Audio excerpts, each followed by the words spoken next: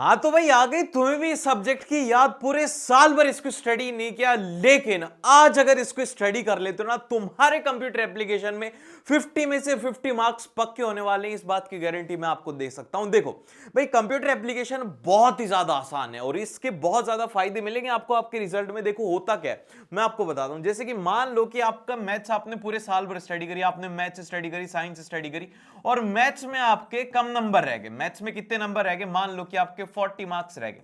अब अगर 40 मार्क्स है और आपके कंप्यूटर एप्लीकेशन में अगर 90 नंबर हैं टोटल 100 में से, तो क्या होगा कि ये नंबर इसको रिप्लेस कर सकते हैं और आपके परसेंटेज बढ़ सकते हैं, क्योंकि सीबीएसई बोलता है बेस्ट ऑफ 5 सब्जेक्ट होना चाहिए। तो जिन भी 5 सब्जेक्ट में ज्यादा होंगे, अगर मैथ्स में कम इसमें ज्यादा, तो ये वहां पर मार्क्स आपको हेल्प करेगा। एंड मोस्ट इंपॉर्टेंट चीज आपको यहां पर ध्यान रखनी होगी कि अब कंप्यूटर एप्लीकेशन में 3 काम कर लेना। एक तो ये वीडियो पूरी पूरी देखना, क्योंकि इसमें सभी क्वेश्चंस के एक्सप्लेनेशन है, ऑप्शन के भी एक्सप्लेनेशन है, सभी टाइप के क्वेश्चंस की आपकी तैयारी हो जाएगी। दूसरा, इसकी वन शॉट वीडियो जिसके अंदर की पूरा पूरा सिलेबस कवर है, वो देख लेना। और तीसरी, इसके इंपॉर्टेंट क्वेश्चन की वीडियो देख लेना। सारी की सारी वीडियो अगर देख लेते हो ना, तुम्हारे कंप्यूटर एप्लीकेशन में 50 आउट ऑफ 50 आ जाएंगे। ये बात की गारंटी मैं तुम्हें दे सकता हूं। देखो भाई, अब इसमें क्या आएगा? सबसे पहले हमारे पास में आएगा सेक्शन ए, जो कि क्या रहेगा, इसके अंदर 12 एमसीक्यू क्वेश्चंस पूछे जाएंगे, जो कि सभी के सभी एक एक नंबर के रहने वाले। अब आता है हमारा पहला क्वेश्चन। अब पहला क्वेश्चन स्टार्ट करें उससे पहले आप मुझे कमेंट करके बताओ कि आपका नाम क्या। आज कमेंट सेक्शन में पूरा पूरा भर जाना चाहिए और साथ में क्वेश्चंस भी सॉल्व करते हुए चलना, ताकि पता तो लगे कि यार कौन कौन स्टूडेंट पढ़ के गया था। क्योंकि क्या होता है कि आप है ना पिछले वाली वीडियो देखना, उसमें देखना हो कि आप है ना, मेरे इतने सारे स्टूडेंट हैं जो कि वीडियो तो देख लेते, लेकिन आपका नाम अब की बार होना चाहिए। हर एक स्टूडेंट को बस ज्यादा टाइम नहीं लगेगा, एक नाम आपको कमेंट करना है। अब देखो, तो देखो अब आता है हमारा पहला क्वेश्चन। अब इसमें बोला गया है कि which of the following is not, तो आपको नॉट को मार्क कर लेना है भैया, is not a web service. अब वेब सर्विस का मतलब क्या होता है? वेब सर्विस का मतलब ये होता है कि कोई भी ऐसी सर्विस जिसके लिए हमें इंटरनेट की जरूरत पड़े, उसे हम लोग क्या बोल सकते हैं? उसे हम लोग बोल सकते हैं वेब सर्विस। अब जैसे कि आप ये वीडियो देख रहे हो, ये आप किसके थ्रू देख रहे हो? इंटरनेट के थ्रू देख रहे हो, तो ये भी एक तरीके की वेब सर्विस होगी। अब इसमें ऑप्शंस में क्या क्या दिया हुआ है? सबसे पहले दिया हुआ है sending an email via a web mail client. क्या ये बात सही है कि इसके लिए इंटरनेट यूज होगा या नहीं होगा? सही है एकदम से। तो इसका क्या आंसर ये ओ हो जाएगा? ए नहीं होगा ना, क्योंकि हमने क्या बोलना है? नॉट बताना है। अभी मैंने गलती कर दी थी ना, इसीलिए एग्जामिनर आपको जानता है, बहुत अच्छे से जानता है कि स्टूडेंट यहां पर गलती करेंगे, लेकिन आप तो मेरे स्टूडेंट हो, आप ये गलती नहीं कर सकते। ठीक है, अब सेकंड ऑप्शन में दिया गया है कि मेकिंग ऑनलाइन ट्रांजेक्शन। भाई ऑनलाइन ट्रांजेक्शन के लिए भी तो इंटरनेट चाहिए होता है, ये भी गलत हो गया। फिर उसके बाद में शेयरिंग फाइल थ्रू ब्लूटूथ। भाई साहब, ये जो ब्लूटूथ वाला जमाना था ना, ये बहुत ही तगड़ा था। आप जानते हो कि ब्लूटूथ होता क्या है? क्या आप लोग जानते हो? आप लोग तो जैन जी, आपको तो पता भी नहीं होगा क्या होता है ब्लूटूथ। हमारे टाइम पे होता था भाई साहब, मैं आपको बता रहा हूं। जैसे कि हम सभी फ्रेंड्स होते थे ना, उस टाइम पर हनी सिंह का बड़ा ट्रेंड था। जब भी कोई भी नया सॉन्ग वगैरह आता था ना, तो उस टाइम पर हनी सिंह के जो गाने होते थे सभी को पसंद होते थे। हम लोग सभी लोग ब्लूटूथ के जरिए एक फोन से दूसरे फोन में लेके जाते थे। भाई बहुत मजा आता था और उसकी रिंगटोन लगाते थे। हनी सिंह का उस टाइम पर क्रेज था। ठीक है, अब ये क्या हो गया? ब्लूटूथ के लिए आपको कोई भी इंटरनेट वगैरह की जरूरत नहीं होती, बस आपका ब्लूटूथ ऑन होना चाहिए और आपके दोस्त का ब्लूटूथ ऑन होना चाहिए, और उसमें एक पेयर कोड होता है। ठीक है, उसमें क्या होता है? एक पेयर कोड होता है जिससे कि वो फाइल ट्रांसफर हो सकती है। फिर उसके बाद में अब आता है हमारा सेकंड क्वेश्चन। इसमें बोला गया है कि टीसीपी और आईपी स्टैंड्स फॉर। अब इस क्वेश्चन का आंसर तुम कमेंट करके बताओ, एबीसीडी में से क्या होगा? चाहे सही हो गलत हो कोई फर्क नहीं पड़ता, बस एक बार मुझे कमेंट दिख जाना चाहिए कि इसका क्या होगा। देखो बहुत ही ज्यादा आसान है। टीसीपी का मतलब क्या होता है? वो होता है ट्रांसमिशन। ध्यान रखना यहां पर, जैसे कि ट्रांसमिशन कंट्रोल प्रोटोकॉल। क्या होता है? प्रोग्राम नहीं होता है, प्रोग्राम नहीं होता, प्रोटोकॉल होता है। और उसके साथ में आईपी का मतलब होता है इंटरनेट प्रोटोकॉल। इसमें तो कुछ समझना भी नहीं, इसका जो ऑप्शन हो जाएगा डी ऑप्शन एकदम से करेक्ट हो जाएगा।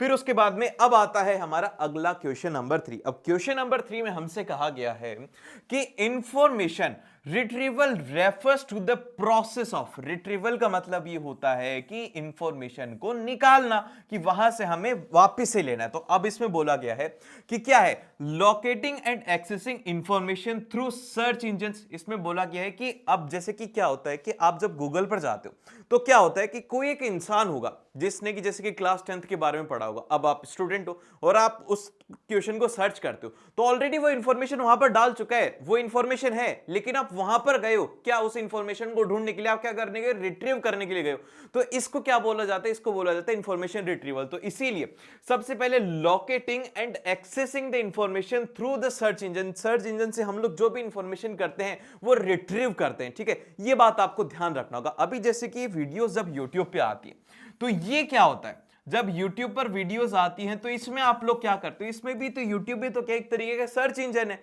उसके ऊपर क्या होती है, वीडियोस होती है, आप सर्च करते हो क्लास 10th तो आपको क्लास 10th की वीडियोस मिल जाती है, अगर आप सर्च करते हो क्रिप्टो तो आपको क्रिप्टो की वीडियोस मिल जाती हैं।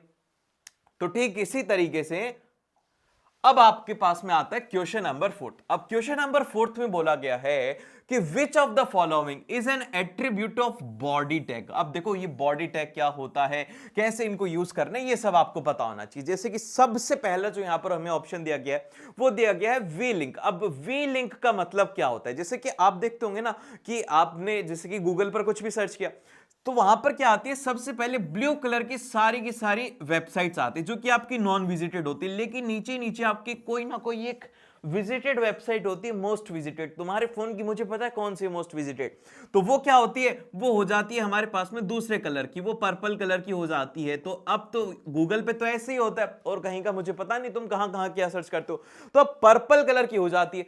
तो वो जो लिंक होता है उससे आप ऑलरेडी विजिट कर चुके हो, तो ये सर्च इंजन के ऊपर दिखाने के लिए हम लोग क्या यूज करते हैं, वी लिंक। तो इसका जो फुल फॉर्म है वो है यहां पर विजिटेड लिंक। फिर उसके बाद में जो फेस होता है ये कैसे यूज किया जाता है, फेस का मतलब होता है, कई बार ऐसा यूज किया जाता है जैसे कि फॉन्ट होता है ना, फॉन्ट के लिए इसको यूज करते हैं, जैसे कि कौन सा फॉन्ट होना चाहिए, एरियल होना चाहिए या फिर जो भी आपको डिजाइन चाहिए उसके लिए यूज करते हैं। और इसको यूज कैसे किया जाता है वो भी मैं आपको बता देता हूं। देखो अब यूट्यूब पर पढ़ाने वाले तो बहुत है, लेकिन ऑप्शंस को एक्सप्लेन करने वाला कोई नहीं है यार, इसको बस तुम्हारे भैया ही कर सकते हैं। तो इसको कैसे करेंगे, इसका जो एट्रीब्यूट बनेगा ना वो बनेगा फॉन्ट, और फिर उसके बाद में आपको फेस कैसा चाहिए, आपको फेस कैसा चाहिए, आप कहेंगे कि मुझे तो एरियल चाहिए, ठीक है, तो आपने यहां पर ये इस तरीके से एट्रीब्यूट बना दिया। तो इस तरीके से आप बना सकते हो। फिर उसके बाद में कलर, कलर किसका है, कलर किसका है, ये किसका है, यहां पर फॉन्ट का है, ठीक है। और फिर उसके बाद में अब यहां पर कलर है, तो कलर किसका हो गया, ये स्टाइल का हो गया, कि ये किसके लिए, इसका जब हम लोग एट्रीब्यूट लिखते हैं तो इसके लिए हम लोग लिखते हैं बॉडी।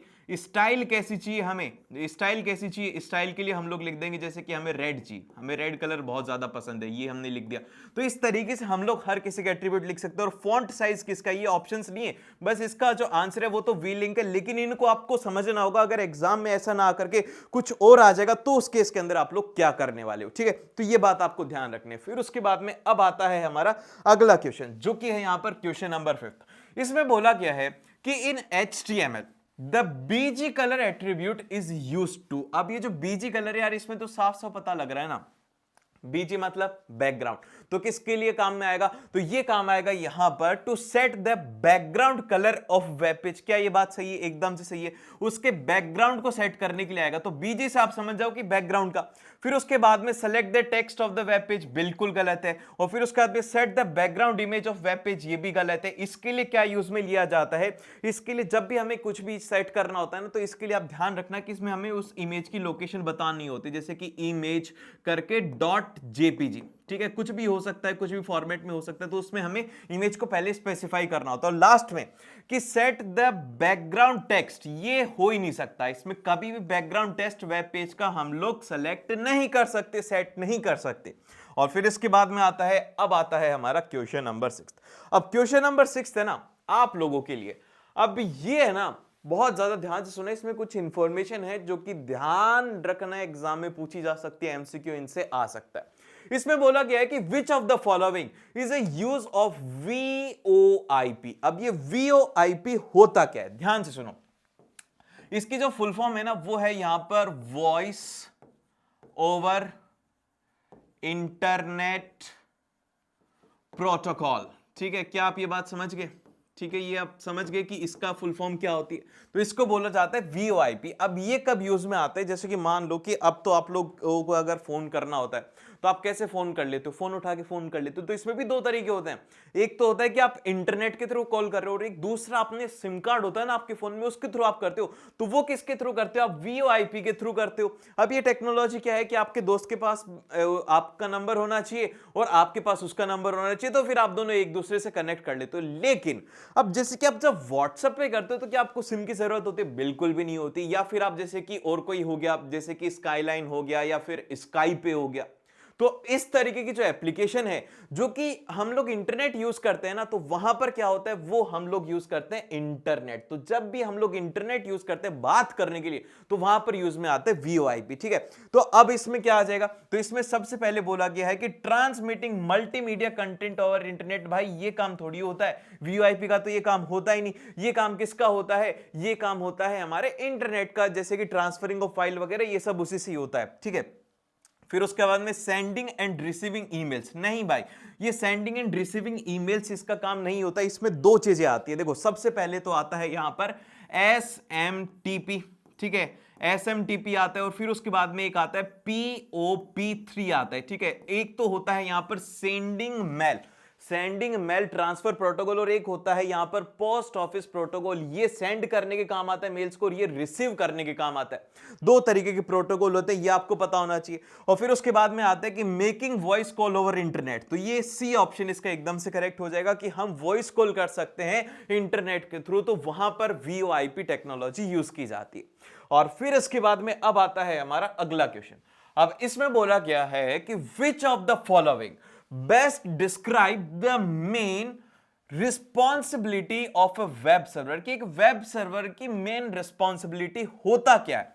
अब जैसे कि मानो कि अब ये तो वीडियो तो मैंने कभी रिकॉर्ड की होगी, अब तुम इस वीडियो को कब देख रहे हो, ये मुझे बताओ कि कब देख रहे हो ये वीडियो।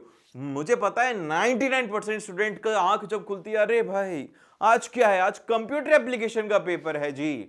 फिर खोलते हैं यूट्यूब, अच्छा यूट्यूब पे देखते हैं कौन पढ़ा रहा है, फिर जाकर के देखते हो। अब ये वीडियो तो मैंने पता नहीं कब रिकॉर्ड करी होगी, ये तो मैंने तुम्हारे एग्जाम से पहले कर ली, लेकिन तुमने कब देखा, कभी भी देखा, हमारी मर्जी। तो ये वीडियो मैं हर टाइम रिकॉर्ड थोड़ी कर रहा हूं, मैं तो इसको एक बार रिकॉर्ड कर दिया। तो अब ये वीडियो मैंने रिकॉर्ड करी अपने कैमरा में, फिर कैमरा से गई मेरे कंप्यूटर में, वहां पर मेरे एडिटर्स ने बहुत तगड़ी एडिट करी, फिर उसके बाद में वीडियो आपके पास में। अब ये वीडियो आपके पास में कैसे आ रही है भैया, यूट्यूब सर्वर के पास में। वो क्या कर रहे हैं, इस वीडियो को स्टोर भी कर रहा है और आपको दिखा भी रहा है।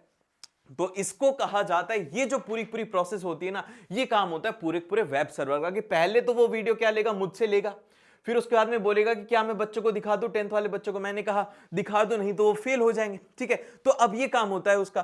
तो अब इसमें आता है कि storing on A local device. यार मेरे अगर कैमरा में ये स्टोर रहेगी तो मैं बनाऊंगा ही नहीं, मैंने तो 10th कभी पास कर ली थी, तुम्हें पास करवाने की जिम्मेदारी है।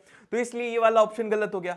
दूसरा बोला जा रहा है कि ट्रांसमिटिंग डेटा अक्रॉस इंटरनेट। भैया ये काम थोड़ी है, हमें डेटा थोड़ी ट्रांसफर करना है यार, डेटा ट्रांसफर नहीं करना हमें।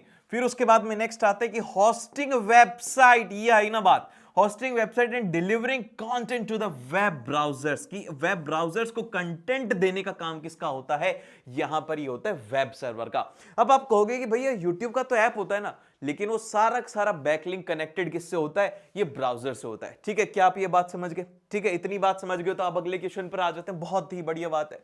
अब उसके बाद में आते हैं कि what do you mean by digital divide. अब ये डिजिटल डिवाइड होता क्या, जैसे कि हर किसी को है ना अलग अलग बेसिस के ऊपर डिवाइड किया जाता है। जैसे कि किसी, सबसे पहले तो हमें ये कर दिया जाता है कि हम इंसान हैं या फिर जानवर हैं। ठीक है, ये डिवाइड हो गया हमारे नेचर के ऊपर, फिर उसके बाद में हमारी स्पीसीज के ऊपर, फिर उसके बाद में हमारे रिलीजन के ऊपर, बहुत सारी चीजों के ऊपर डिवाइड करते। तो इसी तरीके से बोला गया कि भाई डिजिटली भी तो डिवाइड करो इनको, ये डिजिटली सभी एक जैसे थोड़ी है। तब डिजिटल डिवाइड का मतलब ये होता है कि आपके पास में फोन है और मेरे पास में क्या है, मेरे पास में है यहां पर आईफोन है। ठीक है, क्या हम लोग यहां पर डिजिटली एक चीज एक्सेस कर पाते? नहीं, मेरे पास में इंटरनेट एक्सेस करने की इतनी सारी डिवाइसेस है ना, मेरे पास फोन भी है, मेरे पास आईपैड भी है, मेरे पास कंप्यूटर भी है, मेरे पास स्मार्ट बोर्ड भी है, मेरे पास पता नहीं क्या क्या है। लेकिन क्या यहां पर ये डिफरेंस बनाता है? आपके पास तो केवल और केवल एक फोन है ना। तो अब इसका मतलब ये होता है कि भैया इसको सिंपल सी बात कहा जाता है कि द गैप इज बिटवीन, देखो ध्यान से देखो ये वाला ऑप्शन, कि the gap between those who access to the digital devices and those who don't. अब कुछ लोग एक्सेस कर पाते, कुछ लोग एक्सेस नहीं कर पाते, उसको कहा जाता है डिजिटल डिवाइड। अब आप कहोगे कि भैया आपने तो ये वाली बात बताई थी ना कि आपके पास ये है वो है, मेरी मर्जी मैं कुछ भी बोलूं, लेकिन आपको तो बस इतनी सी बात ध्यान रखने की, जो एक्सेस कर पाता है और जो एक्सेस नहीं कर पाता उसको हम लोग डिजिटल डिवाइड कहते हैं। इसमें ज्यादा दिमाग लगाने की जरूरत है नहीं। और फिर उसके बाद में अब आता है हमारा, एक सेकेंड, हाँ हाँ, एक बात ध्यान रखना जरूर से, ये ऑप्शंस इसके बहुत ज्यादा जरूरी है। देखो सबसे पहले बोला गया कि the difference in the privacy law across the different countries. इसको क्या कहा जाता है कि जब कभी भी, जैसे कि इसमें बोला गया है कि प्राइवेसी लॉज जो होते हैं ना, ये सारे के सारे किसके अंडर आते हैं, ये आते हैं हमारे साइबर लॉ के अंडर। ठीक है, क्या आते हैं, ये साइबर लॉ के अंडर आते हैं। और फिर उसके बाद में नेक्स्ट आता है कि the issue of intellectual property rights. ये जो इंटेलेक्चुअल प्रॉपर्टी के राइट होते हैं, जैसे कि मेरी वीडियो है, अगर किसी ने मेरी वीडियो कॉपी करी तो मेरे पास में सारे के सारे राइट है, मैं उनका कॉपीराइट स्ट्राइक मार करके चैनल उड़ा सकता हूं। तो ये क्या होता है, ये होते हैं कॉपीराइट स्ट्राइक, जिसको कि आप कॉपी नहीं कर सकते। तो ये इंटेलेक्चुअल राइट्स को कहा जाता है, कॉपीराइट कहा जाता है, ये आपको ध्यान रखना है। ठीक है, और फिर उसके बाद में आता है, अब आता है हमारा क्वेश्चन नंबर 9। इसमें बोला गया है कि which of the following is a character of open source software. कि ओपन सोर्स सॉफ्टवेयर क्या होता है, देखो इसके नाम से क्लियर हो रहा है, इसके नाम से ही क्लियर हो रहा है। ओपन सोर्स सॉफ्टवेयर का मतलब ये होता है कि एक ऐसा सॉफ्टवेयर जो कि हर कोई एक्सेस कर पाए फ्री में। ठीक है, अब जैसे कि कुछ ऐसे सॉफ्टवेयर होते हैं, जैसे कि एप्पल का सॉफ्टवेयर हो गया, जिससे कि हम लोग वीडियोस एडिट करते हैं, वो काफी ज्यादा एक्सपेंसिव होता है, तो वो ओपन सोर्स नहीं है। लेकिन लाइनेक्स जो है, लाइनेक्स क्या है, वो फ्री ऑफ कॉस्ट अवेलेबल है, आप उसे जा सकते हो, उसे डाउनलोड कर सकते हो, अपने अकॉर्डिंग आप उसे मॉडिफाई कर सकते हो, उसे आप अपना नाम भी दे सकते हो। तो इस तरीके के जो सॉफ्टवेयर होते हैं ना, उनको कहा जाता है ओपन सोर्स सॉफ्टवेयर, जिसको कि आप आसानी से क्या कर सकते हो, ये एक तो पहले फ्री ऑफ कॉस्ट होते हैं, दूसरा इनको आसानी से कोई भी मॉडिफाई कर सकता है अपनी नीड्स के अकॉर्डिंग। सेकंड ऑप्शन में बोला गया कि फ्री ऑफ कॉस्ट है but can not be modified, क्यों ये बात होती है, ऐसा नहीं होता। तो फिर उसके बाद में चलते हैं हम लोग नेक्स्ट क्वेश्चन के ऊपर। फिर उसके बाद में अब आता है हमारा क्वेश्चन नंबर 10। अब इसमें बोला गया है कि राहुल है भाई, राहुल आ गया। अब यहां पे देखो राहुल, अब राहुल बोल रहा है कि उसको है ना अपने दूसरे कंप्यूटर पे एक्सेस कर रहा है। मान लो कि वो ऑफिस गया था और उसके इंपॉर्टेंट फाइल्स घर पे रह गए। अब उससे पता है कि उसके कंप्यूटर में सेव है, लेकिन वो घर पे जा नहीं सकता, अगर घर पे जाएगा तो बॉस उसको परमानेंट घर पे भेज देगा।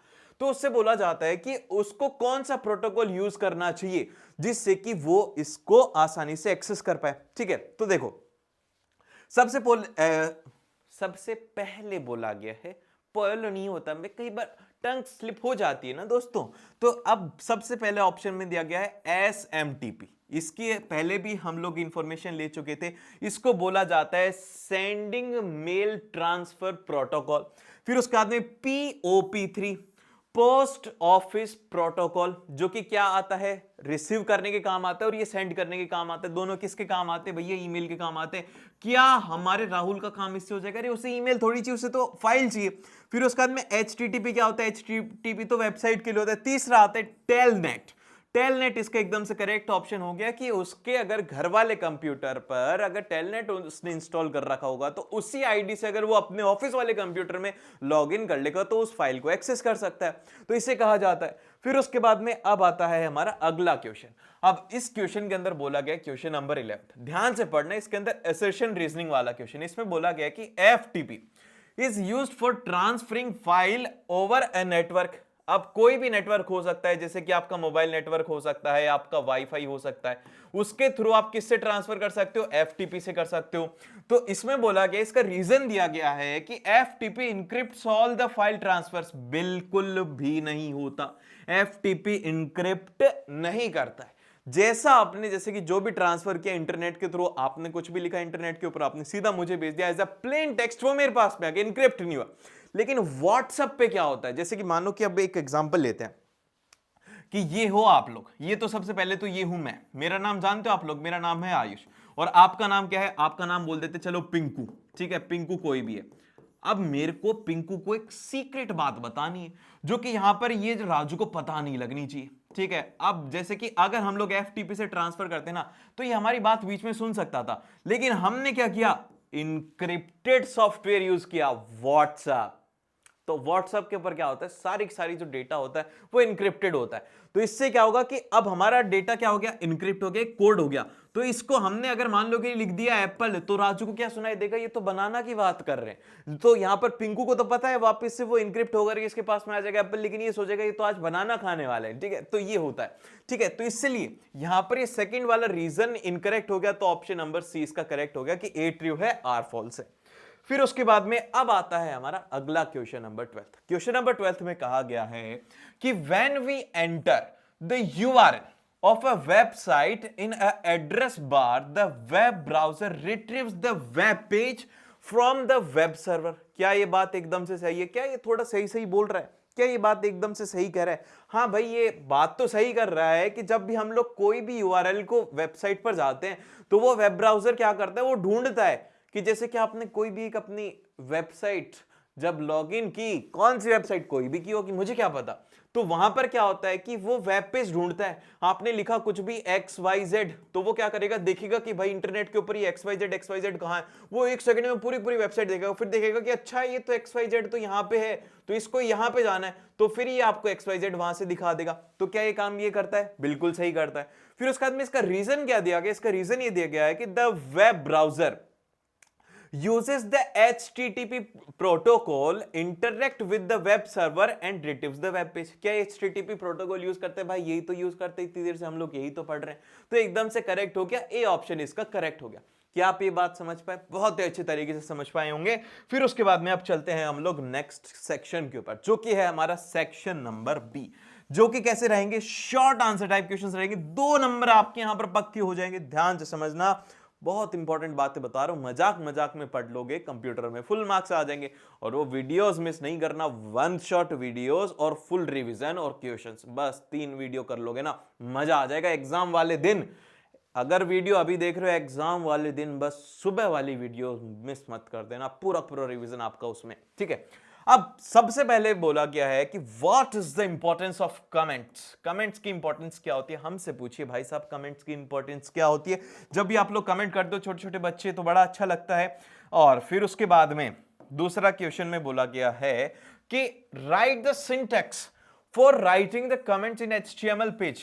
अब जैसे कि मानो कि मैं कोड लिख रहा हूं, बहुत बड़ा मैंने कोड लिखा, मैंने लिखता गया।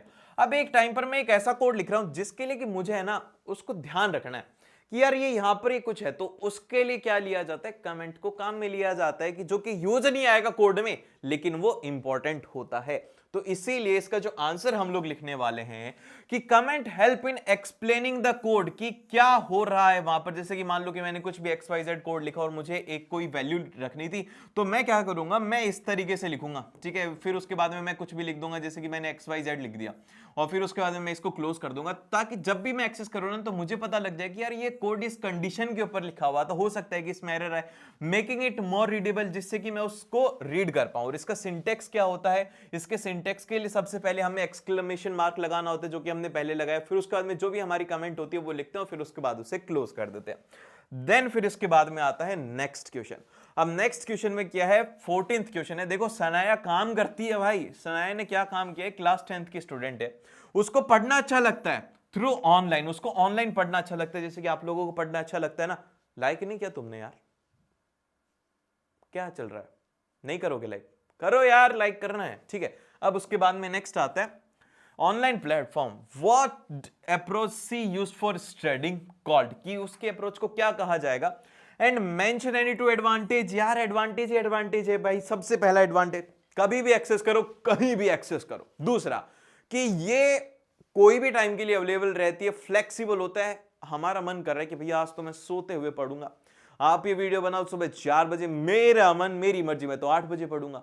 और मेरा मन कर रहा है कि आप तो यहां पर राजस्थान में रहते हो, मैं तो महाराष्ट्र बैठ के पढ़ूंगा। तो ये एक्सेसिबिलिटी होता है, फ्लेक्सिबिलिटी होता है, ये सब होता है। इस जो एजुकेशन होती है, इसको हम लोग किस तरीके से लिखेंगे, इस एजुकेशन को कहा जाता है, this approach is called as online learning, e learning, या फिर डिजिटल लर्निंग बोल सकते हैं। और इसके 2 एडवांटेज होते हैं। सबसे पहला होता है फ्लेक्सिबिलिटी, दूसरा होता है access to a wide range of resources. आप देखते हो कि नीचे वीडियोस, अभी आपके काम की वीडियोस कौन सी है, पढ़ाई वाली, ये कितने महीने पढ़ते हो? बस 1 महीने, और बाकी के पूरे साल में 11 महीने क्या करोगे?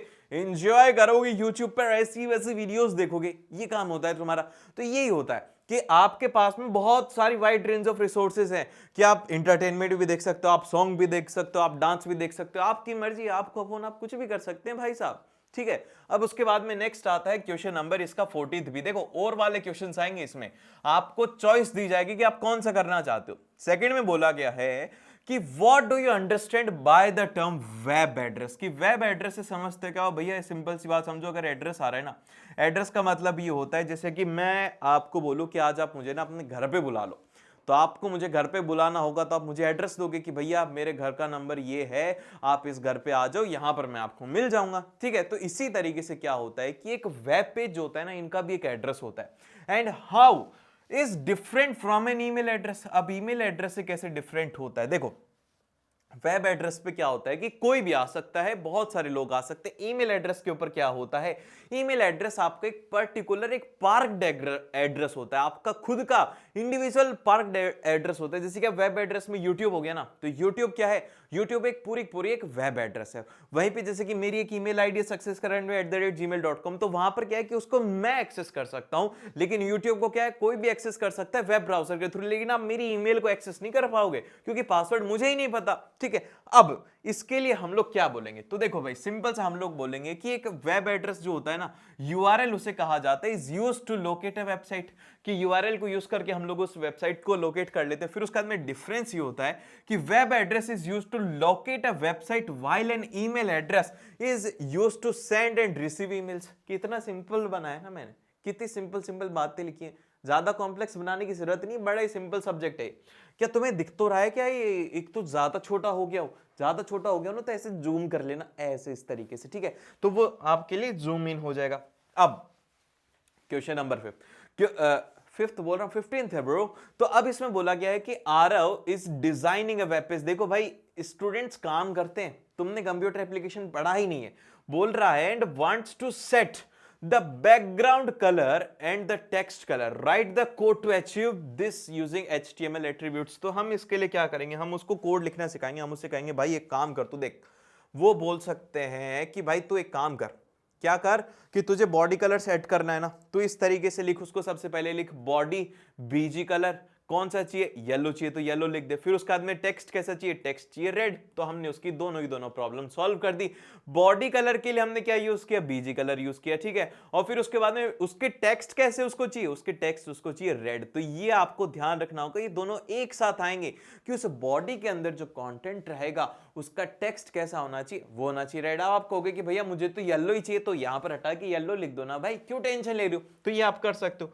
फिर उसके बाद में अब आता है क्वेश्चन नंबर 16। अब क्वेश्चन नंबर 16 में हमसे क्या बोला गया? 2 पार्ट दिए गए हैं भाई। इसमें कितनी अच्छी सीबीएसई तुम्हें चॉइस देती है, लेकिन फिर भी तुम्हें ये क्वेश्चंस आते नहीं है। ठीक है, अब इसमें बोला गया कि explain the purpose of row span and column span attribute and write HTML code में इनकी क्या इंपॉर्टेंस होती है, और आपको एक एग्जांपल बताना है। ठीक है, देखो भाई सबसे पहले रो स्पैन का मतलब ये होता है कि it allows a cell to span across the multiple rows. जैसे कि क्या होता है कि आप है ना, ये मानो कि एक टेबल हमने बनाई। ठीक है, एक टेबल हमने बनाई, यहां पर हमने लिख दी सीरियल नंबर, और यहां पर हम लोग लिख रहे हैं नाम। ठीक है, हम नाम लिख रहे हैं, लेकिन अब एक स्टूडेंट आया जिसका नाम, जैसे कि हमने 1 लिख दिया, 2 लिख दिया, अब यहां पर एक का नाम आया सिंपल सा आयुष आया। ठीक है, और फिर उसके बाद में एक का नाम आया कोई बहुत बड़ा सा है, बहुत बड़ा सा नाम है, कुछ भी हो सकता है, मुझे याद नहीं आ रहा, बहुत बड़ा कोई नाम होगा, वो एक रो में नहीं आ रहा। तो मुझे क्या करना है? उसको थोड़ा सा एक्सपेंड करना, मुझे कहना है कि भैया थोड़ा सा आगे बढ़ो ना, हमें 2 रो चाहिए।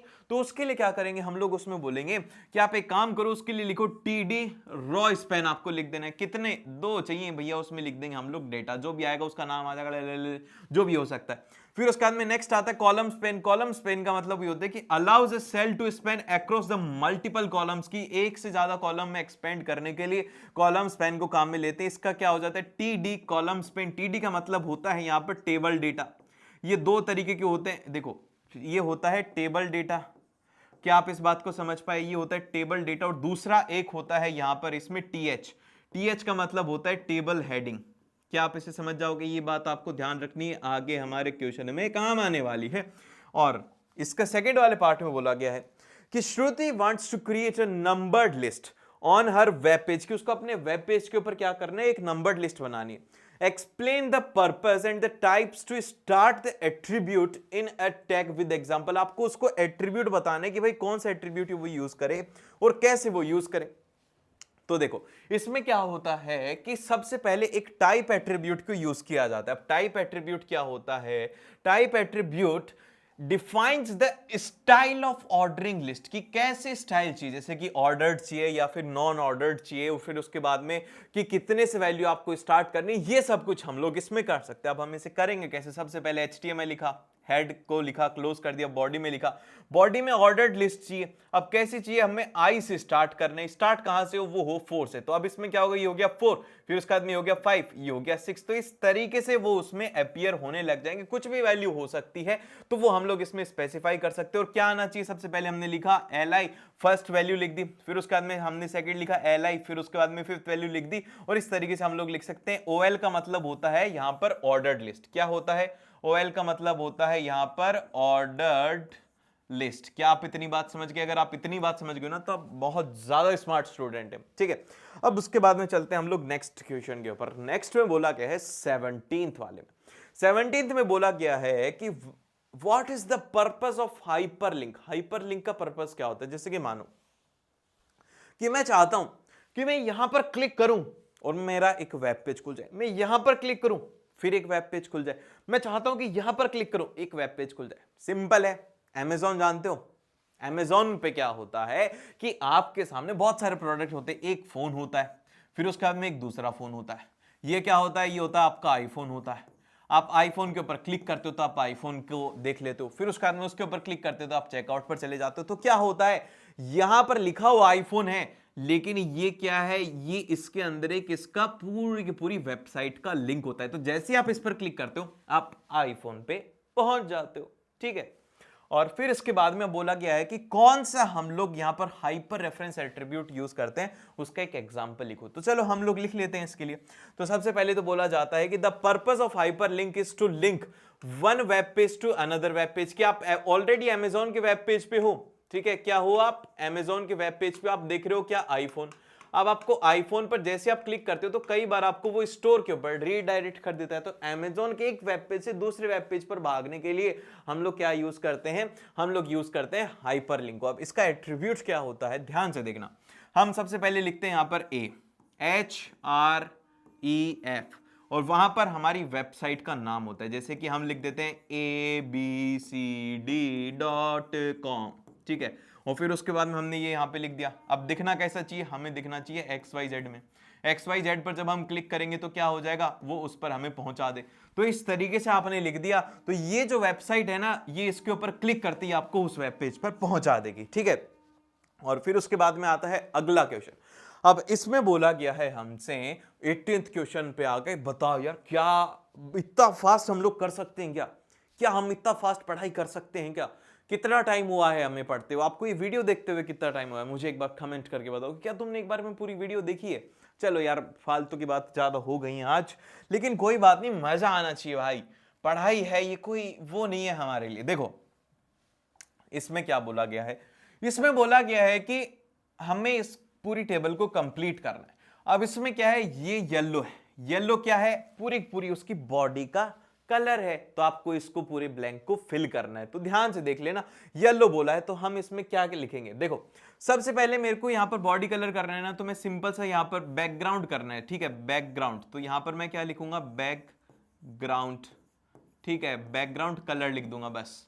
ये इस फिल इन द ब्लैंक के अंदर यहां पर आ जाएगा। बैकग्राउंड कलर कैसा चाहिए, येलो चाहिए। अब पहली हेडिंग है, हेडिंग का कलर चाहिए ना, मुझे क्या चाहिए, मुझे तो हेडिंग का कलर चाहिए। तो यहां पर मैं सिंपल सा लिख दूंगा, मैं यहां पर लिख दूंगा कलर।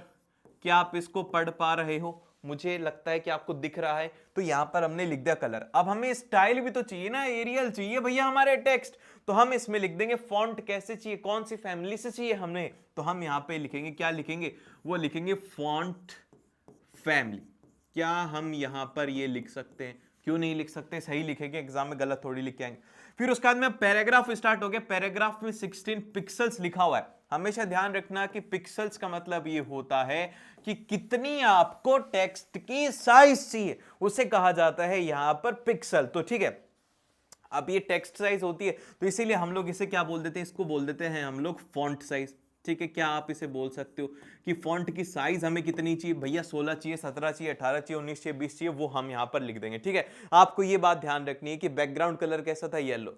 फिर उसके बाद में कलर कैसा चाहिए हमें, हेडिंग का कलर, तो वो कैसा चाहिए, रेड चाहिए। और कौन सी स्टाइल में, कौन सी फैमिली से आना चाहिए, वो आना चाहिए एरियल से आना चाहिए या फिर रोमेनियन से आना चाहिए, कैनवस से आना चाहिए, हजारों स्टाइल हैं। ठीक है, तो वो हो सकता है। फिर उसके बाद में लास्ट में कितनी साइज चाहिए, फॉन्ट साइज कितनी चाहिए, वो आप लोग यहां से सेलेक्ट कर सकते हो। फिर उसके बाद में अब आता है हमारा अगला क्वेश्चन। देखो एक छोटा सा यार ब्रेक लेते, थोड़ा सा पानी पी लेते हैं, और इतनी देर तक आप इस क्वेश्चन को देखो और मुझे कमेंट करके बताओ। ठीक है, जितनी देर मैं ब्रेक लेता हूं आप मुझे इसका आंसर जल्दी से बता दो भाई साहब। ठीक है, आप मुझे इसका आंसर बताओ कि इसका आंसर क्या होगा।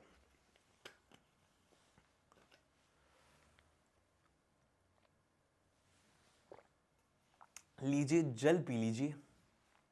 सो वी आर बैक। अब देखो, अब चलो करते हैं। अब इसमें क्या बोला गया है, सबसे पहले हम लोग पढ़ते हैं भैया, फिल इन द ब्लैंक करना है, कुछ कुछ कुछ कुछ कुछ लिखा हुआ है। ठीक है, अब इसमें बोला गया है हमें एक लाइन लिखनी है इसमें, जैसे कि यहां पर बोला गया है Mumbai, city of dreams, Kolkata. अब इसके लिए भी कोई ना कोई एक टैग लाइन होगी। देखो यहां पर क्या है, यहां पे हमने एक कॉलम को स्टार्ट किया डीडी को, फिर उसके बाद में अब हमें यहां पर एक लाइन लिखनी है। क्या लाइन लिखनी है, कोलकाता के लिए क्या लाइन है यहां पर, द सिटी ऑफ, कुछ भी लिख सकते हैं, मुझे याद नहीं है। आपको यहां पर इस तरीके से लिखना होगा, द सिटी ऑफ। जो भी कोलकाता वाले लोग हैं वो किसके लिए फेमस है, वो आप मुझे कमेंट करके बता सकते हो। फिर उसके बाद में नेक्स्ट में आता है, बोला गया कि पॉपुलर सिटीज इन इंडिया। फिर उसके बाद में अब जैसे कि हम अभी भी पढ़ के आए थे ना, ऑर्डर्ड लिस्ट, टाइप कैसा होना चाहिए, हमें चाहिए रोमन में चाहिए, तो हम लोग लिख देंगे सिंपल आई। और फिर उसके बाद में अगर हमें जैसे कि इसमें आपको 1 2 3 में चाहिए तो आप लिख सकते हो 1। अगर आपको रोमन में चाहिए तो आप रोमन में लिख सकते हो। अगर आपको जैसे कि फर्स्ट ये चाहिए या फिर इस तरीके से चाहिए तो आप इस तरीके से लिख सकते हो। तो ये आपको उसमें लिखना होगा, वो जैसा क्वेश्चन में कहा जाता है वैसा हम लोग इसका सॉल्व करते हुए चलते हैं। फिर उसके बाद में नेक्स्ट में बोला गया है, थर्ड लाइन में बोला गया है मुंबई के बाद में लास्ट वाली लाइन में क्या है कि एक और चीज है, कितने से स्टार्ट होना चाहिए। आप चाहो तो आप कहो, आप सरकार हैं, आप कहें कि आप 5 से स्टार्ट करेंगे, आप 5 से कर लीजिए, आप कहेंगे 6 से करें, 6 से कर लीजिए, 1 से करें, 1 से कर लीजिए। क्वेश्चन में जो भी दिया वो आपको यहां पर इसमें लिख देना है। ठीक है, और फिर उसके बाद में लास्ट में एक लाइन बची हुई है, कौन सी लाइन, आप इसके लिए जो भी लाइन ऐड करना चाहते हो, कोई भी सिटी ऐड करना चाहते हो, आप कौन सी सिटी से वीडियो देख रहे हो मुझे कमेंट करके बताओ, उस सिटी का नाम आप यहां पर लिख सकते हो। इस तरीके से आप इन क्वेश्चंस को सॉल्व कर सकते हैं। अब आता है हमारा अगला क्वेश्चन। अब इसमें बोला गया है कि 19th क्वेश्चन है, 19th क्वेश्चन में बोला जा रहा है कि Ravi is trying to make a online payment, वो ऑनलाइन पेमेंट कर रहा है ऑन ई कॉमर्स वेबसाइट, एक ई कॉमर्स वेबसाइट के ऊपर वो कर रहा है पेमेंट, और he see the website's URL starts with HTTP।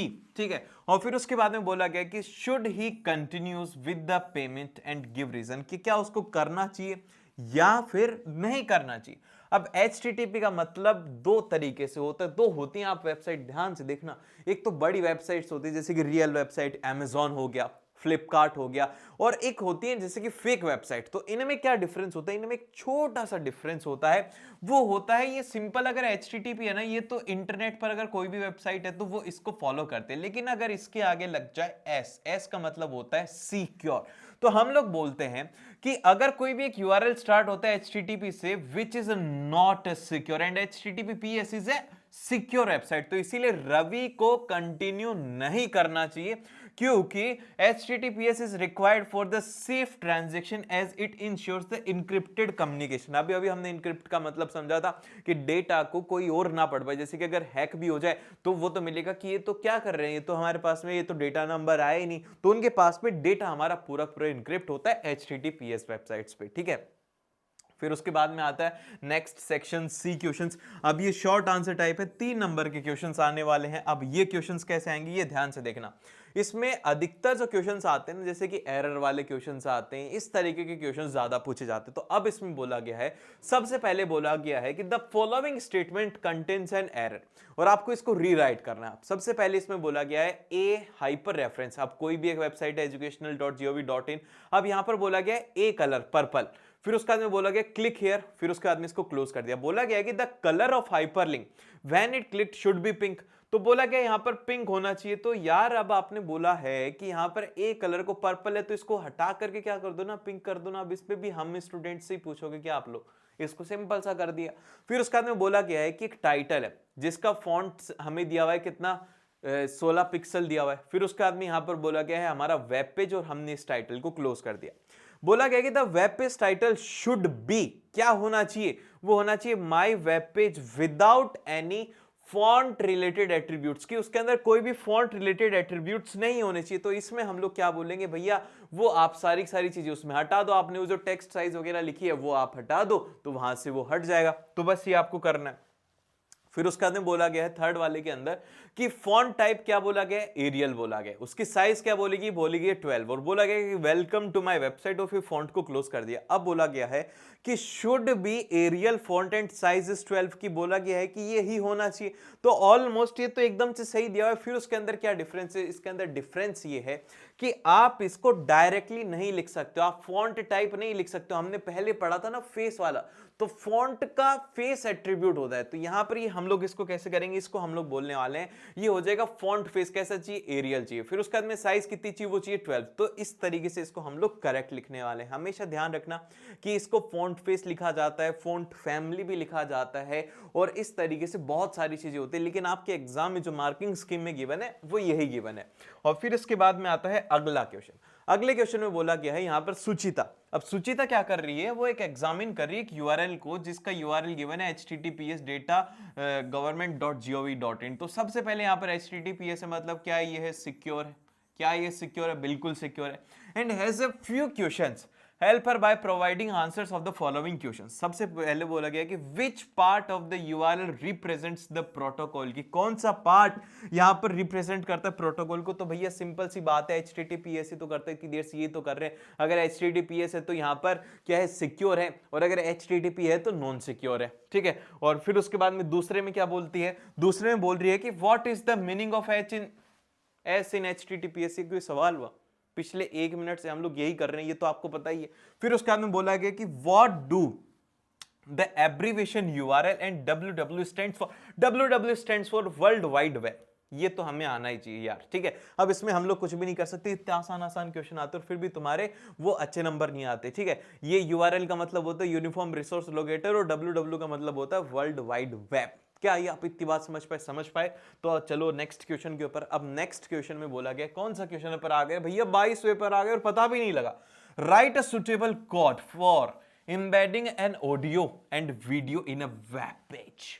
कि आप किसी एक वेब पेज पे जाते हैं जहां पर कि वीडियोस भी हैं और ऑडियोस भी हैं, तो उनको कैसे इम्बेंड करोगे। तो उसके लिए सिंपल से एट्रीब्यूट्स होते हैं। कौन से एट्रीब्यूट्स होते हैं, सबसे पहला एट्रीब्यूट होता है जब भी हमें वीडियो करना होता है तो हम लिखते हैं वीडियो कंट्रोल्स। फिर उसके बाद में हम लोग लिखते हैं सोर्स, जिसको हम लोग एसआरसी से लिखते हैं। फिर उसके बाद में वीडियो फाइल .mp4 या फिर .mov भी हो सकता है, और भी बहुत सारे फॉर्मेट होते हैं और मुझे अभी याद नहीं आ रहे। तो आपको इसमें ध्यान रखना होगा कि जब भी हमें कोई भी वीडियो करना होता है तो वीडियो कंट्रोल्स में सोर्स हमें लिखना जरूरी होता है। फिर उसके बाद में हम वीडियो को क्लोज कर देते हैं। फिर उसके बाद में अगर हमें ऑडियो करना है तो ऑडियो के लिए हम लोग लिख देते हैं ऑडियो कंट्रोल्स। फिर उसके बाद में सोर्स लिखते हैं, सोर्स क्या है, ऑडियो फाइल्स .mp3, ये हो सकती है mpp3 भी हो सकती है। और फिर उसके बाद में और भी वेबसाइट्स होती है, जैसे कि एक बहुत यार जब नया नया इंटरनेट आया था 2G या फिर 3G के जमाने में, ये एमबीपीएस में आता था। जैसे कि ये 123 kbps में आता था कि 123 kbps हो गया। फिर उसके बाद में 154 kbps हो गया। तो इस तरीके से यहाँ पर अलग अलग फाइल्स होती थी, उनके अलग अलग नाम होते थे। तो वो आप एक बार देख लेना। ये mpp3 नहीं हो, mpp3 भी होता था, ठीक है। तो इसमें क्या होता है, केवल और केवल ऑडियो होता है। लेकिन आपको ये सब ध्यान नहीं रखना, आपको बस इतना सा ध्यान रखना है, वीडियो के लिए वीडियो कंट्रोल सोर्स लिखना है, ऑडियो के लिए ऑडियो कंट्रोल्स और सोर्स लिखना है, ठीक है। ये आप ध्यान रखो। फिर उसके बाद में अब आता है हमारा अगला क्वेश्चन। अगले में बोला गया है कि राहुल है, राहुल को क्या करना है, बोला है कि उसको ये टेक्स्ट क्या लिखना है, हमने वेब पेज में लिखना है। तो क्या आप डायरेक्टली CO2 को, देखो ये CO2 है, क्या आप इसको डायरेक्टली ऐसा लिख पाओगे? अरे नहीं लिख पाओगे। इसके लिए दो चीजें होती है। एक होता है नीचे गिरे हुए इंसान को हम लोग बोलते हैं यहां पर सबस्क्रिप्ट। क्या बोलते हैं हम लोग, इसको बोलते हैं सबस्क्रिप्ट। और ऊपर जो चढ़ा हुआ इंसान होता है, अगर यहां पर 2 होता तो इसको हम लोग बोलते हैं सुपर। ऊपर वाले को क्या बोलते हैं? ऊपर, सुपरमैन ऊपर उड़ता है ना, तो हम लोग इसको बोल देते हैं सुपर स्क्रिप्ट। ठीक है, क्या ये बात आप समझ पाए? बस आपको इतनी सी बात ध्यान रखनी है। अब आप इसको कैसे लिखोगे? आप इसमें लिखेंगे इस तरीके से, देखो सबसे पहले यहां पर CO2 है ना, तो क्या था? ये था CO2, तो CO के नीचे था ना 2, तो सबसे पहले हमने CO लिखा, फिर उसके बाद में सबस्क्रिप्ट लिखना था तो हमने SUB लगाया और फिर उसके बाद में 2 लिख दिया, फिर हमने इसको क्लोज कर दिया। अब ध्यान से देखना, अब मैंने इसीलिए दिखाया ताकि तुम्हें एक बार मैं बता दूं। अब देखो, अब ध्यान से, अब इसमें देखो क्या किया, ये इसको काटो ना भाई, काटो काटो काटो काटो, देखो हाँ।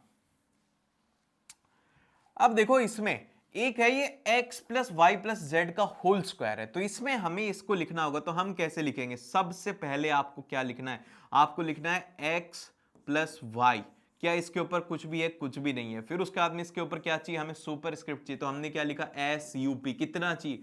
वो चाहिए 3 चाहिए या फिर 2 चाहिए, क्वेश्चन में तो गिवन है 2, तो हम लोग लिख देंगे यहां पर 2।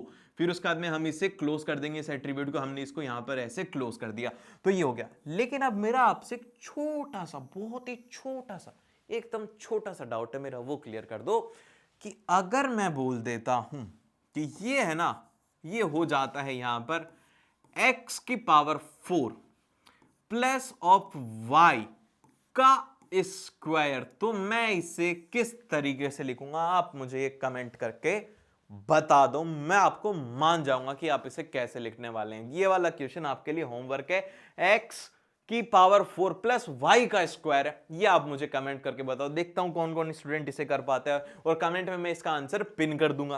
फिर उसके बाद में लास्ट में A4 है, तो A4 के अंदर हमें सुपर स्क्रिप्ट लिखना है, ये तो कोई बताने वाली बात है कि तुम तो बहुत समझदार लोग हो। अब आता है section D, really long answers. 2 question आएंगे और इसमें से एक क्वेश्चन में आपके ना पूरी पूरी प्रैक्टिस हो जाएगी और फुल मार्क्स उसमें पक्के हो जाएंगे। देखो अब आता है यहां पर सबसे पहला प्रश्न। ये वाला प्रश्न जो है ना वो बहुत ज्यादा इंपॉर्टेंट होता है, एग्जाम में बहुत बार पूछा जाता है। ये आपको टेबल का कोड पूरा का पूरा मेरे साथ में ही बनाना होगा, अभी हम लोग बनाने वाले, ये आएगा। ठीक है, अब इसमें देखो सबसे पहले हम इसको किस तरीके से स्टार्ट करेंगे। आप देखो कि इस वेब पेज के ऊपर क्या दिख रहा है आपको, एक तरफ तो क्या दिख रही है? ये दिख रही है हेडिंग। क्या आप इसको हेडिंग बोल सकते हो? हमने बोल दिया कि भाई ये है हेडिंग। ठीक है, और फिर दूसरा, क्या आपको यहां पर इसका जो बैकग्राउंड कलर है कैसा दिख रहा है? वो आपको बैकग्राउंड कलर आपको दिख रहा है यहां पर लाइट ग्रीन, तो आपने यहां पर इसको लिख दिया लाइट ग्रीन, आपने इसे लिख दिया। फिर उसके बाद में आपको यहां पर दिख रही है टेबल। टेबल में भी सबसे पहले ये ऊपर ऊपर क्या दिख रही है? ये दिख रही है आपको टेबल की हेडिंग, तो आपने यहां पर लिख दिया कि भैया ये क्या है? ये है टेबल हेडिंग।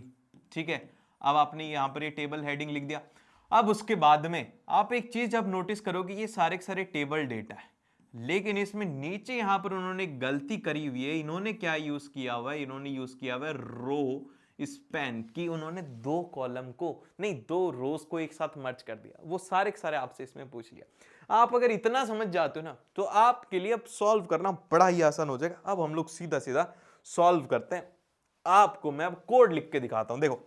तो देखो अब इसका आंसर लिखते हैं, तो सबसे पहले हम क्या लिखेंगे? सबसे पहले हम लोग लिखेंगे HTML। ठीक है, अब उसके बाद में इसका एक हेड होगा। ठीक है, सबसे पहले इसका हेड होगा। अब हेड क्या हो सकता है? हेड में सबसे पहले आता है यहां पर टाइटल। अब टाइटल क्या होता है? टाइटल कई बार क्या होता है कि एग्जाम में एग्जामिनर बोल देता है कि टेबल का आप टाइटल कुछ रखो, या फिर कुछ भी एक टाइटल होता है जो कि टेबल का नाम होता है, जैसे कि टेबल 1 हो सकता है, टेबल 2 हो सकता है, तो हम लोग बोल देते हैं। तो हम लोग इसको क्या बोल देते हैं? ये टाइम टेबल है, तो हमने इसको क्या कह दिया? इसको हमने कह दिया टाइम टेबल। ठीक है, ये हो गया। फिर उसके बाद में हमने इसके टाइटल को यहां पर क्लोज कर दिया कि हम लोग उसे बुलाने किससे वाले हैं। ये एक तो यार मेरी ये ब्रैकेट इस तरीके से बंद होगा, ये ध्यान रखना है, मैं कई बार ब्रैकेट कर दो तो आप उसे समझ जाना, आप तो समझदार लोग। फिर उसके बाद में आप क्या करो? अब इस हेड को यहां पर क्लोज कर दो। आपने जब इस हेड को क्लोज कर दिया, अब आपका काम यहां पर खत्म हो गया। अब आप चलो सीधा पीछे। आपको सबसे पहले इसमें क्या दिख रहा है? इसका कलर दिख रहा है ना, तो सबसे पहले हम लोग वही यूज करेंगे। क्या हम लोग यूज करेंगे? सबसे पहले हम लोग बॉडी जो बॉडी टैग को यूज करेंगे ना, तो उसके साथ में हम लोग इसके बीजी कलर को भी ऐड कर देंगे। तो सबसे पहले हम लोग देखो अलग अलग कलर से लिख के बताऊंगा, तो मैं ऐसे ही थोड़ी है। तो सबसे पहले हम लोग क्या लिखेंगे? यहां पर लिखेंगे बॉडी। ठीक, क्या है? बॉडी के अंदर हमें क्या चाहिए? बीजी कलर चाहिए। बीजी कलर चाहिए। अब बीजी कलर कैसा है? बीजी कलर है हमारे पास में लाइट ग्रीन, तो हमने यहां पर कलर लिख दिया लाइट ग्रीन। ठीक है। फिर उसके बाद में हमने इसे क्लोज कर दिया और इस तरीके से आपको ये सेमी कॉलन लगाना जरूरी है। फिर उसके बाद में अब आपको क्या दिख रही है, अब आपको यहां पर दिख रही है एक हेडिंग। क्या दिख रही है, हेडिंग दिख रही है। और कई बार क्या होता है कि ये सेंटर में भी आ जाती है, तो उसका भी आपको यहां पर लिखना होगा। तो अभी तो क्या है, अभी तो कुछ भी नहीं है, अभी सिंपल से हम लोग क्या लिख देंगे, अभी सिंपल हम लोग लिख देंगे यहां पर हेडिंग। ठीक है, तो सबसे पहले हम लोग क्या लिखेंगे, इसके लिए क्या लिख देंगे H2, क्योंकि ये मेन हेडिंग नहीं है। तो हेडिंग क्या है, वो है क्लास टाइम टेबल। क्या है, क्लास टाइम टेबल। क्या आप इतनी बात समझ पाए? अगर आप इतना समझ लेते हो, फिर उसके बाद में आपको क्या करना है, इस H2 को यहां पर क्लोज कर देना, क्योंकि उसके अंदर कुछ भी नहीं। फिर उसके बाद में अब स्टार्ट होती है टेबल। लेकिन टेबल में भी क्या होता है, टेबल में हमें कुछ गिवन होगा यहां पर नीचे, ध्यान से देखना। इसमें आई थिंक कि हमें गिवन है, क्या गिवन है हमें, इसमें गिवन है उसका बॉर्डर। इसमें इसका बॉर्डर होना चाहिए, जो कि मुझे दिख नहीं रहा, हो सकता है कि कट गया होगा। लेकिन इसमें टेबल का जो बॉर्डर है वो कितना गिवन है, टेबल का बॉर्डर गिवन है 1 पिक्सल। कितना गिवन है, वो है यहाँ पर 1 गिवन है। तो पिक्सल नहीं आता, सॉरी, इसमें पिक्सल नहीं ऐड करते हैं हम लोग। तो यहाँ पर हम लोग क्या करेंगे, सबसे पहले इसमें ऐड करने वाले हैं यहाँ पर हम लोग टेबल का बॉर्डर। टेबल स्टार्ट करने वाले, इसलिए हम लोग क्या करेंगे, टेबल। ठीक है, हमने टेबल लिखा और फिर उसके अंदर हमें बॉर्डर चाहिए, तो हम लोग क्या कर देंगे, यहाँ पर बॉर्डर लिख देंगे। हम जब इसमें बॉर्डर लिखेंगे तो बॉर्डर कितना चाहिए हमें, बॉर्डर चाहिए यहाँ पर हमें 1, तो हमने ये लिख दिया। ठीक है, अब आपने यहाँ पर टेबल तो स्टार्ट कर दी, लेकिन अब टेबल स्टार्ट करते ही क्या आती है, इनको कहा जाता है, ये जैसे कि ये जो होती है ना, इनको कहा जाता है, इधर से इधर इनको कहा जाता है रो, नीचे वालियों को इस तरीके से कहा जाता है कॉलम। ठीक है, तो अब यहां पर क्या होगा, सबसे पहले हमने जब टेबल स्टार्ट करें ना, तो हम लोग क्या करेंगे, रो की एंट्री करेंगे। तो हमने यहां पर किस एट्रीब्यूट से यूज करेंगे, उसको यूज करेंगे TR से, मतलब कि टेबल रो। फिर टेबल रो में भी अब हम लोग क्या ऐड करने वाले हैं, ये बात आप अब समझना ध्यान से कि अब हम इसमें क्या ऐड करेंगे नया। ठीक है, तो देखो अब यहां पर टेबल के अंदर क्या है, सबसे पहले हमें हेडिंग दिख रही है, तो हम इसके लिए क्या एट्रीब्यूट यूज करते हैं, इसके लिए हम लोग एट्रीब्यूट यूज करते हैं TH का मतलब होता है टेबल हेडिंग। अब टेबल हेडिंग में भी क्या होगा, वो आ जाएगा यहां पर हमारे पास में आ गया डे, और सिंपल से जैसे आप लोग क्लोज करते हो, आप उसे यहां पर इस तरीके से क्लोज करके TH से आप उसे क्लोज कर सकते हो। तो इस तरीके से आप उसकी पूरी पूरी टेबल हेडिंग लिख देंगे 1 बाय 1 करके, और लास्ट में हम लोग उस रो को क्लोज कर देंगे जब हमारी तीनों की तीनों एंट्री हो जाएंगी। अब जब तीनों एंट्री हो गई हैं, तो इसी तरीके से अब नेक्स्ट में क्या आएगा, नेक्स्ट में हम लोग फिर से TR को स्टार्ट करेंगे। अब उसमें क्या आएगा, उसमें नॉर्मल डेटा है, तो उसके लिए हम लोग क्या करेंगे, TD का मतलब क्या होता है, TD का मतलब होता है यहां पर टेबल डेटा, ये आपको पता होना चाहिए। फिर उसके बाद में टेबल डेटा में क्या आ सकता है, ABC, कुछ भी आपको यहां पर गिवन होगा, वो फिर आप उसको यहां पर TD से क्लोज कर देंगे। क्वेश्चन के अकॉर्डिंग आपको सॉल्व कर रहे हैं, लेकिन समझना जरूरी है। अब जब आपने इस तरीके से एक TD लिखा, फिर उसके बाद में एक आपने दूसरा TD लिखा, और इस तरीके से करते करते आपने पूरी पूरी एंट्रीज कर दी, और फिर उसके बाद में आपने इस रो को क्लोज कर दिया। लेकिन लास्ट वाली रो के अंदर हमें क्या कहा गया है, लास्ट वाली रो में हमें कहा गया है कि ये जो 2 रो है ना, ये जो 2 कॉलम है, सॉरी ये क्या है, ये 2 कॉलम है, इन दोनों कॉलम को मिला करके बीच में लिखा हुआ है फिजिक्स। क्या 2 कॉलम को मिला करके बीच में फिजिक्स लिखा हुआ है। तो हम लोग क्या करने वाले हैं, जब भी हम लोग इसमें नई रो स्टार्ट कर देंगे, जैसे कि हमने फिर से TR स्टार्ट किया, फिर से हमने क्या किया, यहां पर TR स्टार्ट किया। अब हम जब स्टार्ट करेंगे ना TD के साथ में, तो हम लोग TD के अंदर क्या लिखेंगे, कॉलम स्पेन। क्या लिखेंगे, हम लोग लिखेंगे कॉलम स्पेन, क्योंकि हम लोग क्या कर रहे हैं, 2 को मर्ज कर रहे हैं। कॉलम स्पेन कितने कर रहे हैं, वो कर रहे हैं 2, तो इस तरीके से हम लिखेंगे। फिर उसके बाद में हमने यहाँ पर कोई भी वैल्यू लिख दी ABC, और फिर उसके बाद में हमने इस TD को यहाँ पर क्लोज कर दिया, इस डेटा को। बस आपको ये बात ध्यान रखनी। अगर आप इसमें जो इंपॉर्टेंट क्या क्या थे, सबसे पहले जो इंपॉर्टेंट था यहाँ पर वो था, आप ध्यान से देखो, सबसे पहले इंपॉर्टेंट था यहाँ पर HTML को ओपन करना, फिर उसके बाद में उसका टाइटल डालना, फिर उसके बाद में बॉडी के अंदर उसका बैकग्राउंड कलर डाला, फिर बैकग्राउंड कलर डाला, फिर उसके बाद में उसकी हेडिंग आपको लिखनी है। फिर हेडिंग लिखने के बाद में आपको टेबल स्टार्ट करनी है, और उसमें आपको उसका बॉर्डर लिखना था। फिर उसके बाद में टेबल की रो स्टार्ट कर रही थी, और उसमें भी अगर हेडिंग थी तो उसके लिए आपने TH एलिमेंट के, अगर हेडिंग ना होती तो हम लोग क्या करते, TH नहीं यूज करके TD को यूज करते, जो कि होता है टेबल डेटा। ये आपको करना था, बस इतना सा था, और इसके अलावा इसमें कुछ भी नहीं था। और अब आता है हमारा अगला क्वेश्चन, जो कि है यहां पर 24B। इसमें बोला गया है कि आंसर द फॉलोइंग क्वेश्चन। अब ये वाले जो टैग है ना, ये ध्यान से समझना बहुत ज्यादा जरूरी है, ऐसे complex complex questions long answer में आ सकते हैं। सबसे पहले बोला गया कि विच HTML tag is used for inserting an image on the web page, कि अगर आपको वेब पेज के ऊपर इमेज इंसर्ट करनी है तो कौन सा टैग यूज में लोगे, तो इमेज के लिए हम लोग यूज करते हैं IMG, इमेज की शॉर्ट फॉर्म होती है, ये वाला टैग यूज करते हैं। फिर उसके बाद में इसमें बोला गया कि राहुल चाहता है, वो एक इमेज डिस्प्ले करना चाहते हैं logo.jpg, ये क्या है, ये है उसका सोर्स, कि वो है कहां पर, किस नाम से है वो, ठीक है, तो इसको हम लोग बोलते हैं सोर्स। फिर उसके बाद में राइट द HTML कोड, कि क्या होना चाहिए, और command he should insert the image, कि उसको इमेज इंसर्ट करने के लिए क्या कमांड लिखना चाहिए, तो ये तो हम लोग लिख लेंगे। लेकिन इसमें एक बात आपको ध्यान रखनी होगी कि जब भी जैसे कि इमेज लोड होती है, अगर मान लो कि कभी इमेज लोड ना हो तो वहां पर क्या दिखेगा, तो उसके लिए हम लोग यूज करते हैं, जैसे कि कई बार हम लोग जाते हैं, हमारा इंटरनेट वर्क नहीं करता, तो वहां पर एक कोई टेक्स्ट लिखा आता है, जैसे कि एरर 404 हो गया या फिर नॉट फाउंड हो गया, तो क्या होता है कि अगर वो ना मिले तो उस केस के अंदर क्या होगा, तो उसके लिए हम लोग यूज करते हैं ALT टैग को, इसको बोला जाता है एट्रीब्यूट टैग। तो इसके लिए हम लोग क्या करते हैं, ध्यान से देखना, इसका जो आंसर रहेगा वो रहेगा कि इमेज का सोर्स लिखेंगे हम लोग पहले, जो कि logo.jpg उसका नाम होगा, फिर उसके बाद में अल्टरनेट टेक्स्ट रहेगा लोगो, अगर इमेज डिस्प्ले नहीं होती है तो यहां पर लोगो दिख जाएगा, ताकि लोगों को पता लग जाए कि भाई यहां पर क्या था, वो था लोगो। फिर उसके बाद में बोला गया कि on the same web page Rahul अब चाहता है कि एक ऐसा लिंक हो जाए दूसरे वेब पेज का, कि जिसका कि हमें एड्रेस दिया हुआ है, ठीक है, ये कुछ भी हो सकता है, ऑप्टोकॉस जो भी है। फिर उसके बाद में when the image is click, कि अब क्या हो रहा है, जैसे कि पहले तो हम क्या करते थे, जैसे कि सोर्स था तो सोर्स का हमने बनाते थे और सोर्स पर क्लिक करते चले जाते, लेकिन अब वो चाह रहे हैं कि अब आप है ना इमेज बनाओ और इमेज पर क्लिक करके आप दूसरे पर चले जाओ। तो इसके लिए कोड लिखो, तो इसका कोड लिखना बड़ा ही सिंपल सा है, जैसे कि हमारा जो हाइपर लिंक होता है ना, उसे हम लोग लिखते हैं AHREF, तो उसके अंदर हमने वेबसाइट का नाम लिख दिया। फिर उसके बाद में अब हमें इमेज वाला जो कोड था, जैसे कि हमने अभी अभी जो लिखा था ना ऊपर वाला, इसे ही हम लोग लिख देंगे ताकि इमेज डिस्प्ले, फिर इमेज पर डिस्प्ले करते ही हम लोग कूद करके दूसरे वेब पेज पर चले जाएंगे। और फिर उसके बाद में ऑल्ट जो एट्रीब्यूट होता है, ये क्या करते हैं, अल्टरनेट टेक्स्ट प्रोवाइड करते हैं for the image that will be displayed when the image is fail to load, कि अगर जैसे कि इमेज नहीं होती डिस्प्ले तो उस केस के अंदर हम लोग एल्ट एट्रीब्यूट को यूज करते हैं। और फिर इसके बाद में आता है हमारा अगला सेक्शन ई, जो कि केस बेस्ड सेक्शन रहता है, बहुत ज्यादा इंपॉर्टेंट है, बहुत सिंपल सिंपल से क्वेश्चंस इसमें पूछे जाते हैं। अब देखो इसमें क्या है, इसमें बोला गया है कि मिस्टर, अब देखो रवि के साथ में क्या हो गया, रवि के साथ में हो गया ना आखिरकार में स्कैम, बहुत ज्यादा वो फुदक रहा था। स्मार्टफोन लेता है, begin exploring the online platforms and he decided to book a train ticket to visit his hometown and search for a booking website which looks like very original website, दिख रही थी original. After entering his personal payment details he noticed that the money has been deducted from his account and he did not receive any booking confirmation and he realised that he has been a victim of fraud. तो अब उसके साथ में ऐसा तो होना ही था, क्यों होना था, क्योंकि उसने ध्यान नहीं दिया। अब क्या हुआ था कि what kind of fraud is with mister Ravi, तो इसके साथ में कैसा हुआ है, साइबर फ्रॉड हुआ है। क्या हुआ है, ई कॉमर्स फ्रॉड बोलते हैं, या फिर इसको साइबर फ्रॉड भी बोल सकते हैं, या फिर फिशिंग भी आप लोग इसे कह सकते हो, और साइबर फ्रॉड भी इसे कहा जाता है। और फिर उसके बाद में नेक्स्ट क्वेश्चन में पूछा गया है कि what which sensitive information may have been explored due to the fraudulent activity, कौन सी इंफॉर्मेशन उसकी चली गई होगी, पर्सनल इंफॉर्मेशन, पेमेंट इंफॉर्मेशन, दोनों की दोनों चली गई होंगी। तो इसमें हम लोग लिखेंगे कि financial information, personal information, payment information सारी चली गई।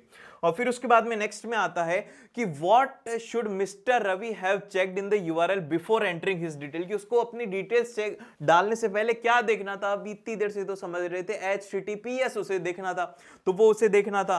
फिर उसके बाद में नेक्स्ट आता है कि what steps can mister Ravi take to protect his financial information in future, कि भैया हमेशा देखो कि एक तो ट्रस्टेड पेमेंट गेटवेज हो, जैसे कि रेजर पे हो गया, या फिर बाकी के जितने भी पेमेंट होगी, SBI पे हो गया, या फिर HDFC बैंक हो गया, या फिर गूगल पे हो गया, या फिर पेटीएम हो गया, इस तरीके के पेमेंट गेटवे उनको देखना चाहिए जो कि ट्रस्टेड हो। और फिर उसके बाद में हम नेक्स्ट में आता है क्वेश्चन नंबर 26। अब इसमें कहा गया है कि मीरा है, एक क्रिएटिव स्टूडेंट है, जो कि क्या करती है, उसको डिजाइन करने का, पोस्टर डिजाइन करने का बड़ा ही शौक है। And while preparing a poster for a cultural festival she downloaded a image content from the internet without seeking the permission और giving credit to the original creators. अब जैसे कि उसने क्या किया कि उसको अच्छा लगा तो उसने यहाँ पर डाउनलोड कर लिया। अब जैसे कि अधिकतर स्टूडेंट क्या करते हैं, मूवीज वगैरह भी होती हैं उनको भी डाउनलोड कर लेते, तो वो किसके अंदर आते, तो ये इससे रिलेटेड क्वेश्चन है, हो सकता है कि मूवी से रिलेटेड है, हो सकता है कि ये किसी की एक वेब पेज था या फिर किसी का वीडियो था या फिर कुछ भी हो सकता है। अगर वो उसकी परमिशन के बिना आप लोग लेते हो तो क्या होता है। तो सबसे पहले बोला गया है कि can this incident be consider as an the violation of intellectual property rights IPR. तो यहां पर बिल्कुल से सही होगा भाई, हाँ हो सकता है, yes this is example of IPR violation, because Meera क्या कर रही है, बिना किसी की इंफॉर्मेशन के क्रिएटिव वर्क को यूज कर रही है मीरा की, तो अब लग गई। और फिर उसके बाद में नेक्स्ट क्वेश्चन में पूछा गया है कि mention the type of intellectual property right violation committed to Meera, कि कमिटेड बाय मीरा, मीरा से कौन सा हुआ, वो है प्लेगरिज्म, इसको कहा जाता है प्लेगरिज्म। और फिर उसके बाद में नेक्स्ट में आता है कि mention the type of intellectual rights violation committed by Meera, ये तो पढ़ लिया ना भाई, दूसरी बार क्यों करेंगे। फिर उसके बाद में तीसरे में बोला गया है कि how can Meera avoid this type of ethical issues while preparing posters, कि पोस्टर जब भी प्रिपेयर करे तो उसके लिए क्या कर सकती है, सबसे पहले बोलना चाहिए कि उसके पास में प्रॉपर क्रेडिट उसे देना चाहिए जिसका कि उसने चुराया है, इसको बोला जाता है तुमने चुराया है। और फिर उसके बाद में ओरिजिनल क्रिएटर्स को बाय सिटिंग द सोर्सेस, कि उनके सोर्स को भी बताना चाहिए कि भाई ये इमेज मैंने यहां से उठाई है। और फिर उसके बाद में उसको कॉपीराइट फ्री रिसोर्सेज यूज करना चाहिए जो कि जिनके ऊपर की कॉपीराइट नहीं आता। और फिर उसके बाद में लास्ट में लिखा गया है कि उसको फ्यूचर में क्या करना चाहिए, always respect the copyright laws and seek the permission before using someone else's work। फिर उसके बाद में avoid spreading the misinformation और using the online content without verifying its authenticity, के बिना किसी के कहे आपको उसके ऑथेंटिसिटी के बिना कोई भी ऑनलाइन कंटेंट यूज नहीं करना चाहिए। और ये होती है हमारी वीडियो यहां पर समाप्त। और एक सीक्रेट कोड देता हूं जो कि अभी के अभी कमेंट कर देना, क्योंकि स्टूडेंट्स को पता नहीं होना चाहिए। देखो आपने पूरी पूरी वीडियो देखी तो आपका भी कुछ ना कुछ तो एक जलवा होना चाहिए, तो आप कमेंट कर देना कि भाई यार ये तो 3743 क्या होता है भाई, ये तो कल के पेपर में आएगा, मुझे बताओ। ये एक सीक्रेट कोड है जो कि आप लोग कमेंट कर सकते हो ताकि मुझे भी पता लग जाए। अब ये इनक्रिप्ट हो गया ना डेटा, क्या हो गया, डेटा इनक्रिप्ट हो गया, आपको पता है, मुझे पता है, जिस स्टूडेंट ने नहीं देखा कमेंट पढ़ रहा है उसको नहीं पता, तो ये डेटा इनक्रिप्शन हो गया। तो इस तरीके से आप अच्छा पेपर कर सकते हो। 3 वीडियोस के बारे में बताया था, उन तीनों वीडियो को भूलना मत। और मिलते हैं आपसे नेक्स्ट वीडियो में। All the best.